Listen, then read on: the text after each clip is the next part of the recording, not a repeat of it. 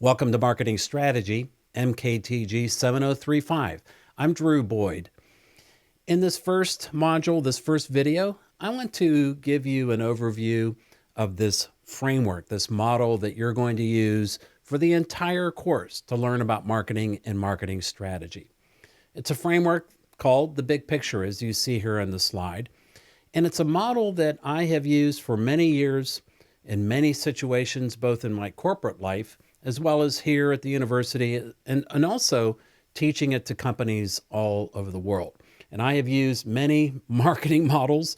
This is the one that I find is the best at really helping you get your head around the very challenging issues of marketing and understand the linkages that happens between all the moving parts. You know, marketing is hard work. I think it's the hardest part of any business. And it's hard for a couple of reasons. First of all, you have to understand that marketing is a world of ambiguity. Now, you have to make decisions without all the information. Things are changing. Competitors are doing things unexpectedly. And in the face of that ambiguity, that variability in the market, you have to do your best job to try to make decisions and move the business forward. And so what this model does is it helps you deal with that ambiguity. The other thing about marketing you have to realize is that good marketers are great because they know how to make decisions and choices. Marketing is about choices, and in this course, you're going to realize that it's just 6 choices that you have to make to link it all together and move the business in a positive direction. Marketing is hard because you have to make choices of what you're going to do, but you also have to realize and have the discipline to know what you're not going to do. And we're going to practice that throughout the course. So let's go ahead and get started. I just want to give you an overall framework of what this model is about. It's based on this book here, which is your textbook for the course. It's called The Big Picture. And the author is Marta de Pena-Barón, who's a very good friend of mine and my business partner. And Marta and I work together and travel all over the world to teach this framework to very, very successful and big companies like GE, Johnson & Johnson, and many others. I think you'll find this model the best that you can get in terms of helping you really understand what marketing is about, no matter what part of the business you work in. Whether it's marketing or finance or IT, you are going to have a good mental model now to understand what the company is doing to commercialize itself. Let's go ahead and get started.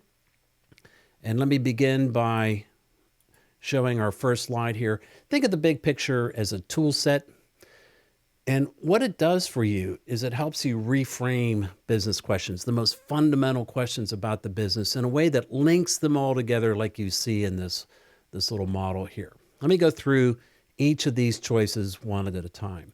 You start with the selection of the brand that you're going to work on.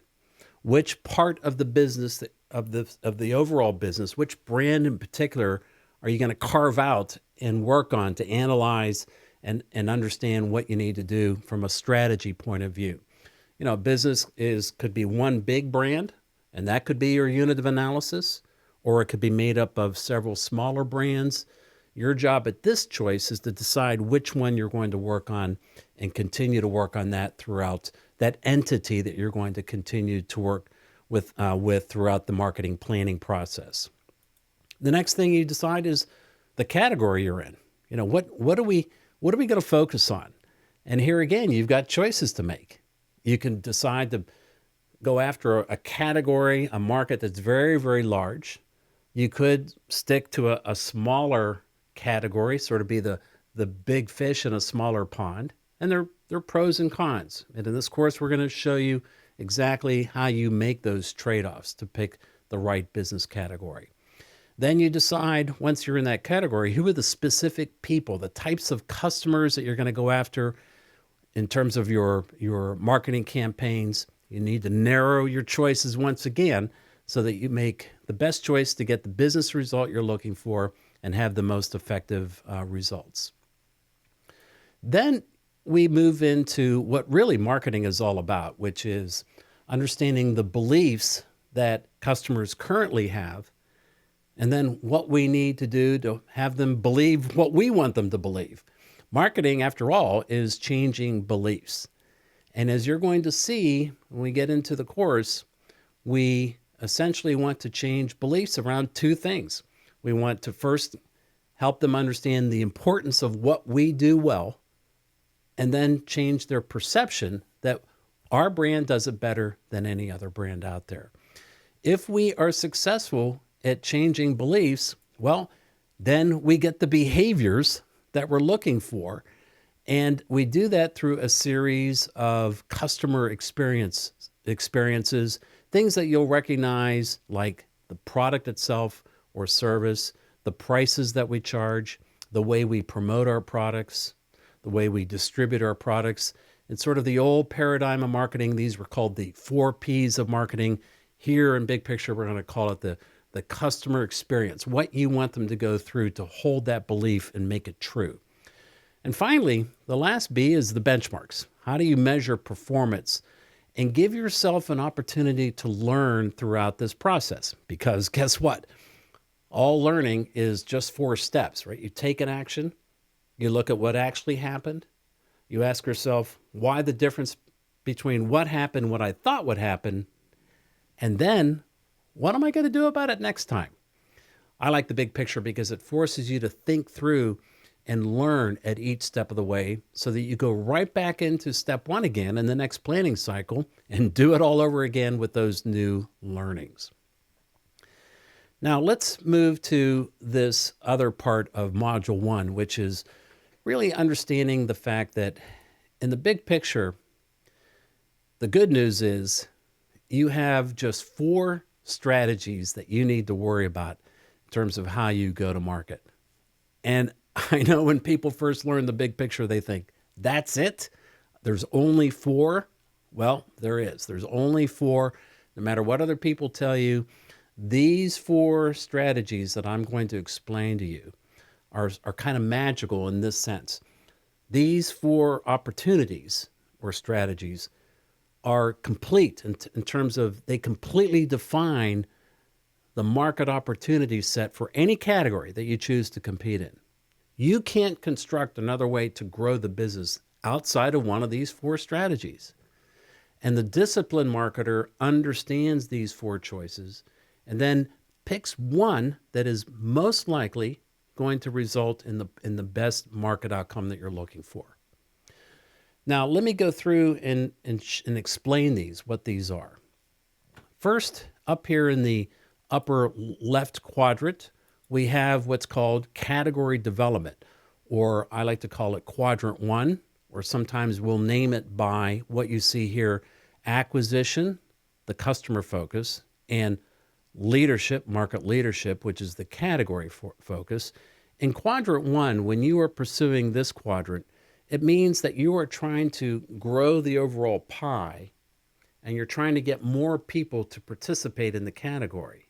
It's what a market leader does. You're going after what we call non-category users at this point. They need to be convinced to adopt the category and get into the game, so to speak. That's quadrant 1.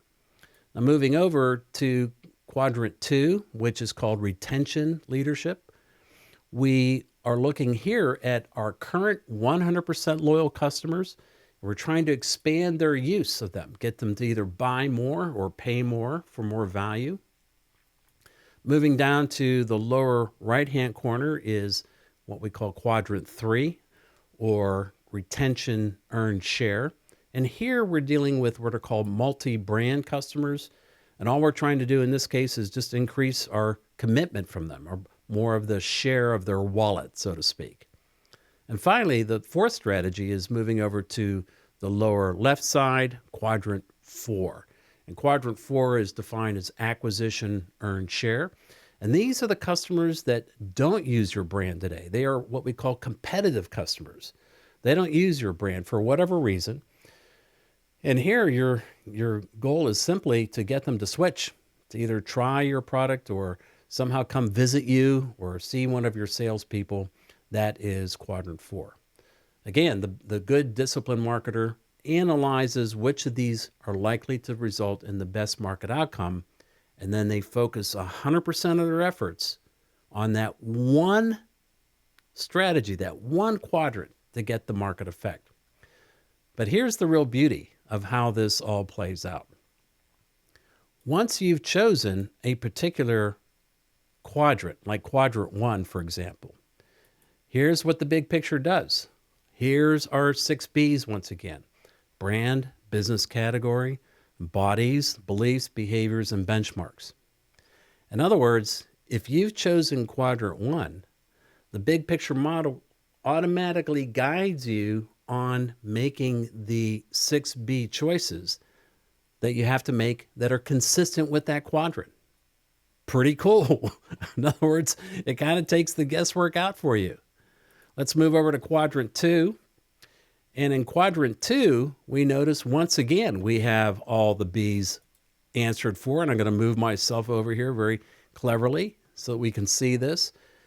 Again, the 6 B's are different in quadrant 2. But now, once you've chosen that quadrant, say quadrant 2, you can forget about the other quadrants and just focus on the 6 B's as the big picture guides you here. Similarly, down in quadrant 3, we're going to see, sure enough, here are the 6 B's again. And they, again, are different. They're specific to that particular customer set that you're looking for.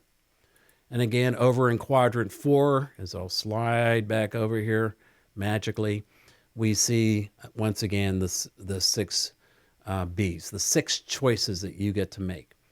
So the big picture basically is this idea of look at your category that you want to compete in, analyze which of these 4 quadrants is going to do it for you, make a choice, and then answer the 6 B's to link everything together. It's that linkage, I think, that really makes this a better model than other of the many marketing models out there. And believe me, there are a lot. I think you're getting the best one. It's battle tested. It's been around for a few years now, about 20 years since I was first exposed to it, and you're going to learn it thoroughly in this course. So here's what you should expect in terms of week 1 and what you need to think about to succeed in this course. First of all, this is critical. You're going to read this cover to cover, so get started on that. We're going to move through each of the 6 B's one module at a time. And that'll allow you to really dive deep into that module.